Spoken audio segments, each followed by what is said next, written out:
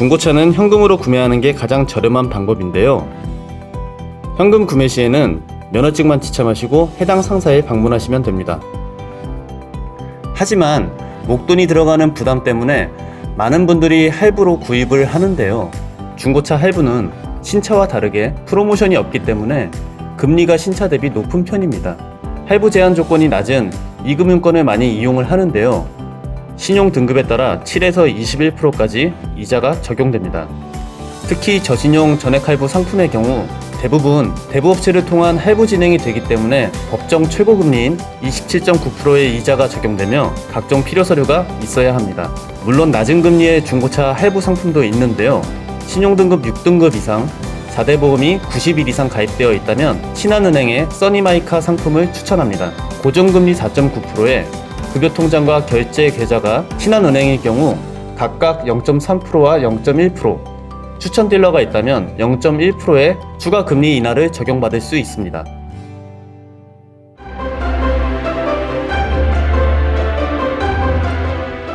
중고차를 알아보았다면 한 번쯤은 들어보셨을 겁니다. 세상에 싸고 좋은 차는 없다.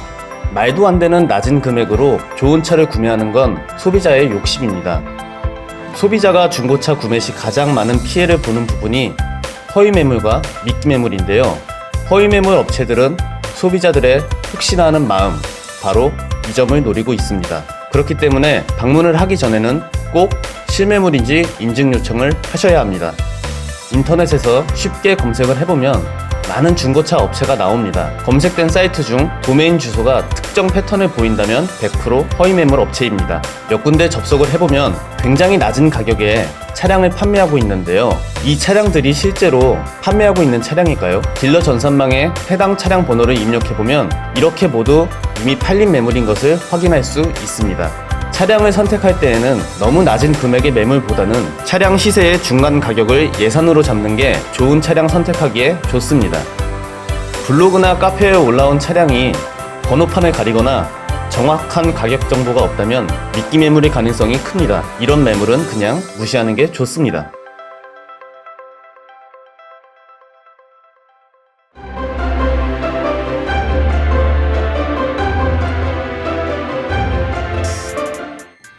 자동차 매매 종사원증을 소지한 딜러라면 누구나 전국 딜러 전산망을 사용합니다.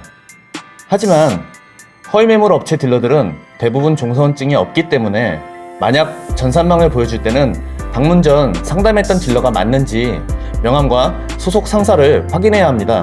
사원증 확인과 명함을 꼭 받아야 허위 매물 피해를 당했을 때 신고하기가 수월합니다. 딜러 전산망을 통해 상담을 한다면 꼭 확인해야 하는 부분이 바로 전산망에 올라오는 차량의 가격인데요. 전산망에 보여주는 차량 가격이 생각했던 가격보다 높게 형성되어 있다면 가격 수정을 의심해봐야 합니다. 소비자 입장에서는 정확한 시세 파악이 힘들기 때문에 꼭 가격 확인 요청을 하고 만약 확인을 해주지 않는다면 차량의 원래 가격보다 높게 설정했을 가능성이 큽니다.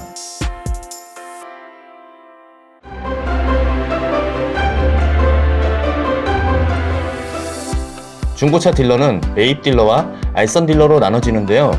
전산망을 통해 상담을 받았다면 대부분 다른 딜러의 차량을 알선해서 판매하는 경우가 많습니다. 보통 해당 차주는 알선 딜러에게 수고비 명목으로 어느 정도 차량 가격을 내고를 해주는데요. 차량이 빨리 판매가 되는 게 관리비나 광고비가 덜 들어가기 때문인데요. 꼭 소비자에게 밝혀야 하는 건 아니지만 조금이라도 내고를 해준다면 서로에게 기분 좋은 계약이 아닐까 생각됩니다.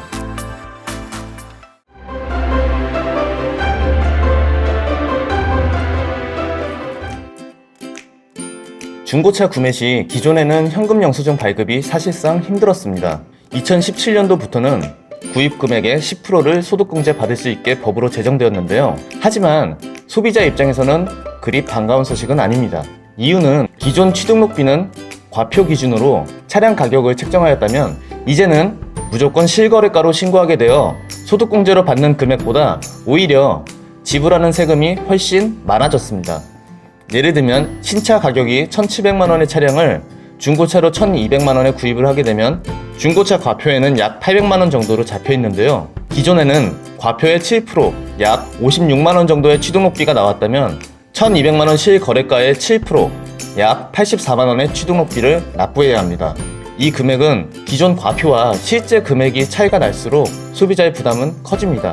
판매 딜러 입장에서도 무조건 소득의 13.3%라는 높은 세금을 납부하게 되어 소비자의 입장에서는 오히려 부담이 늘어날 수 있습니다. 물론 소비자의 혜택과 동시에 거래의 투명성을 위한 것이라면 동의를 하겠지만 판매자와 소비자 어느 쪽도 이득이 없는 구조이기 때문에 과연 소비자를 위한 법 개정인지 단순히 세수 확보인지 의문점은 남아 있습니다.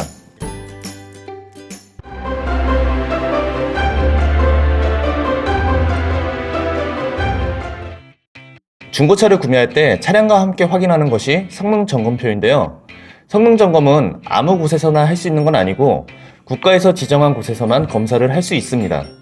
따라서 성능 점검을 통해 불법 행위를 하는 경우는 극히 드문 경우인데요. 하지만 검사는 사람이 하는 것이기 때문에 놓치는 부분도 있을 수 있습니다. 소비자는 계약서 작성에 대한 지식이 없다 보니 대부분 딜러가 요청하는 대로 서명을 하는 경우가 많은데요. 구매 후 혹시 모를 피해를 방지하기 위해서는 계약서 작성 시 꼼꼼하게 확인을 해야 합니다. 꼭 특약사항을 통해 구매하는 차량이 침수 차량, 주행거리 조작 차량인 시 100% 환불해 줄 것을 요구해야 합니다. 만약 내가 구매한 차량이 나중에 알고 보니 렌트 이력이 있는 차량이라면 썩 기분 좋은 일은 아닐 겁니다. 용도 이력이 있는 차량이 나쁘다는 것은 아니지만 분명 중고차 시세 대비 조금 저렴하게 구매할 수도 있고 최근에는 장기 렌트 차량도 많이 있어서 관리가 잘 된 차량도 많이 있습니다. 하지만 알고 사는 것과 모르고 사는 것은 굉장히 다른 경우인데요. 계약서를 작성하기 전에 용도 이력이 없는지 역시 꼼꼼하게 확인을 해야 합니다. 법적으로는 용도 이력 차량 고지 및 교부를 원칙으로 하게 되어 있습니다. 이 모든 걸 미드니카는 지킵니다. 중고차 피해가 사라지는 날까지 미드니카는 고객의 편에서 최선을 다하겠습니다.